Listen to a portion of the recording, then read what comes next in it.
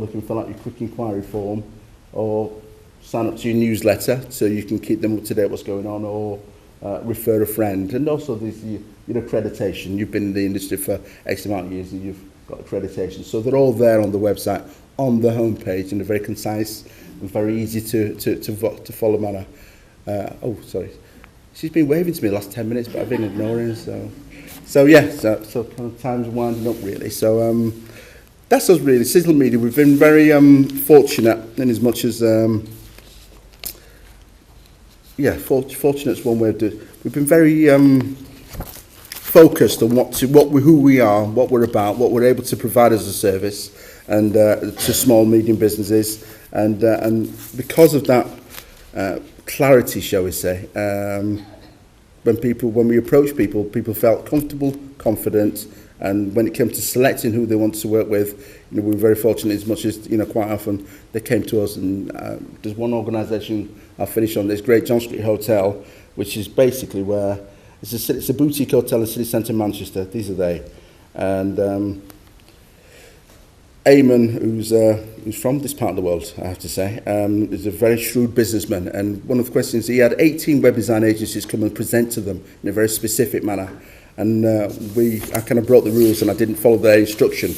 And Richard said, "You didn't get the memo." I said, "No, I had got it, but I chose to ignore it because it wouldn't help you." And with this web design brief, we were able to identify who they are, what their strengths are, what areas they want to focus on going forward in order to move the business forward. Eamon recognised that and he says, "I like your style." He said, "You're a cheeky so-and-so, but we like your style, and you clearly now understand our business. And I feel comfortable and confident you can actually do the job of work for us." So as a result of which, we've done 3 websites for them now. And because of where they are, and it's a lovely, in fact, it's a stunning place. Check it out, Great John Street, Eclectic Boutique Hotel. The Prime Minister now stays there as a result of he doesn't search it, but his researchers do. Simon Cowell now stays there together with his cronies. Take that, use it as their base when they're doing and the list goes on. So the quality of the clientele and the quantity of the clientele that they're now attracting is very much improved as a result of which. So again, that's one area where we've worked with them with the NESTA. We did one website for them, £5,000 worth. We've now done another 2.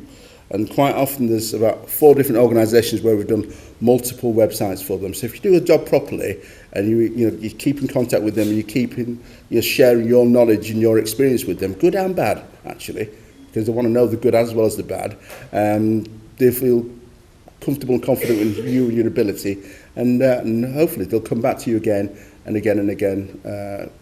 So you are, as they grow and prosper, you grow and prosper, and that's the way we look at it. So thank you for listening to me, and sorry I've overran.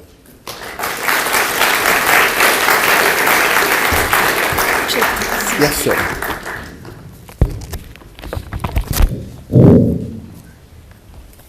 Thank you, Ian, for some very good insights of your design work that you did with a number of companies. I'm going to check that hotel out now myself. We'll continue on with the questions. If you raise your hand, there was a lady there who had one earlier, the lady in the pink. Would you?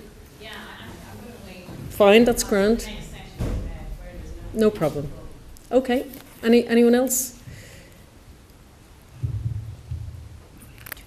I was scared you. Maybe, Ian, I could just ask you, sorry, there's a lady in the third row here. Yep.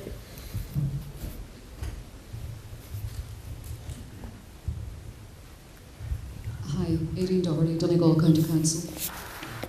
I'm just wondering, bearing in mind what Judy said and also maybe going on what Ian said, I mean, working in an organisation like a public sector organisation, a county council, our website is a disaster. We're the first to put our hands up and say that.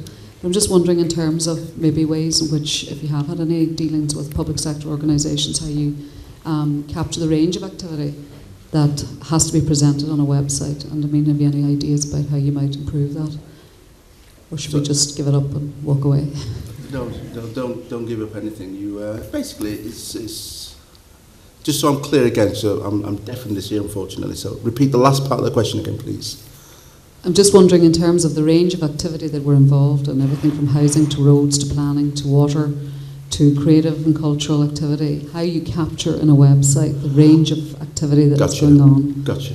Long story short, what you do is you identify the areas that you want to. You can't put everything on there. You can put everything on the website, but what you've got to decide is, I always say 3. We always start with 3. So for us, for instance, where content managed website, e-commerce website, and search engine optimization, those are our 3 key areas, because we know they're the popular areas that people are looking for at this particular point in time. Now, we do a host of other services, and if you look at the website, you'll realise we also provide additional services. But, you know, just spotlight the 3 that are going to be popular, because you've laid out in a logical, simple, easy to follow manner, they'll as soon as they find you, they'll realise there's other services you provide. And again, there's examples on our website, sizzlemedia.co.uk, where we've done that actually. So yeah, it's just identifying very simply 3 or 4. In fact, Great John Street have 5 areas that we can't condense it to 3. It's got to be 5, and just put them in pictorial form together with a heading, and then click to read more. And when you read more, then people go to the specific page with all the information on there. With local authorities and public sector type organisations, as Judy was saying earlier, you've got a lot to say, but people ain't going to read it. They don't want to read it. And if they do want to read it, you know, you give them the opportunity to read it, but just condense it in 3 to 5 key areas, and click on, read more, and then the information's there for them. Does that help? Thank you. Lady. Just quickly, and I think what would be really great as well with local authorities and councils, if they could also just tell their citizens just how good they are as well. Because actually, because we do a lot of research with the council, they actually provide some brilliant services. But they never ever, the only press we ever get in, say, is the local paper when something's gone wrong. If they could just use their, you know, their websites as well to really tell, you know, to kind of market themselves in the way businesses would mark themselves, you know, good businesses, I think they would raise their kind of profile and just show what good stuff they do, really. Great. Thanks. Looking forward to seeing the Donegal website, this lady here. Hi, Ian. My name is Anne Feely from business development at guygowan.com. Hello. It sounds like NESTA clients had a big impact on your business. Can you quantify in percentage what income the project brought to you, and what the sort of ripple effect of that was? Specifically, in terms of the income generated, the maths are there. We did something like 25 projects, £5,000 a pop, fabulous. It really was absolutely fabulous.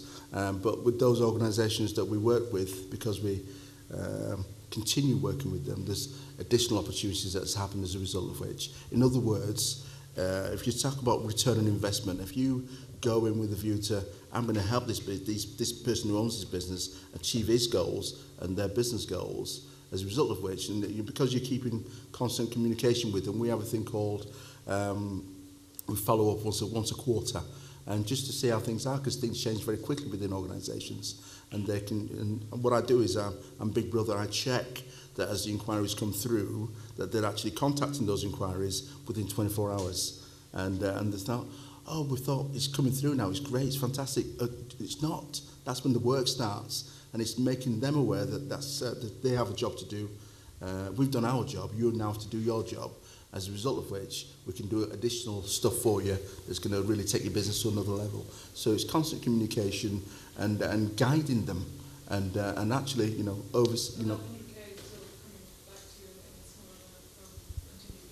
So repeat it. That 100k is still coming back to you in smaller amounts for continued business. Yeah, big time. Yeah. Great. Good. Well done. That's very good to hear. Thank you, Ian. We'll have another question, gentleman near the back there. Hi, Barry Sweeney's my name. I'm a creative artist and I'm a sole trader. Obviously, Ian, your success in relation to NESTA has been very, very successful. You've done well out of it. Judy, out of the pool or the pool of creatives that you've come across, are there any small, like in this audience, I would imagine that there are quite a lot of sole traders and smaller scale craftspeople and businesses who would be interested in this being a success.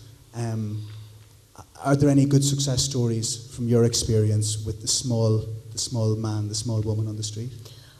We had a lot of we had more sole traders with our first innovation project, because we had 670 vouchers then, and the company didn't have to put anything to the innovation. It was the 3,000, that was it. So we actually were more successful then with recruiting, well, with small traders being selected, because of the because this was onto a gallery. Then there are less sort of there were less small traders that actually won the work, to be perfectly honest. So, but there were one or two, but in the main part, it was creatives who got a few employees. Can I just touch on that, if I may? We had an organisation called, well, I won't name them, but it was City Centre Manchester, and basically anytime they went to pitch, we were there, and for whatever reason, we came away with the business. Well, we know why, because of the web design brief. So he contacted ourselves directly, said, can I come and join your company? And he came on board, and he's now one of our consultants, and he does very well as a result of which. And somebody else who basically was a fabulous designer, again worked with an incredible creative director. He didn't have the technical support within his organisation that he realised he needed.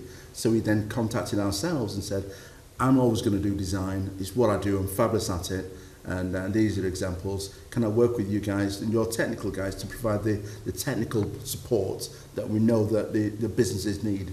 And so we do an awful lot of that, working with smaller sole traders or independents who are, incredible at what they do, and giving them the technical support and backup that they need, to provide a total solution. So, it's totally doable. And you continue doing what you're doing, but you just have to partner up with somebody who does great work and has got a good support infrastructure to follow up and support the great work that you do. That's a very good suggestion, Ian, and I think it's bringing back again the opportunity to collaborate. We'll take one final question at this stage, this lady in the third row here, Yasmina.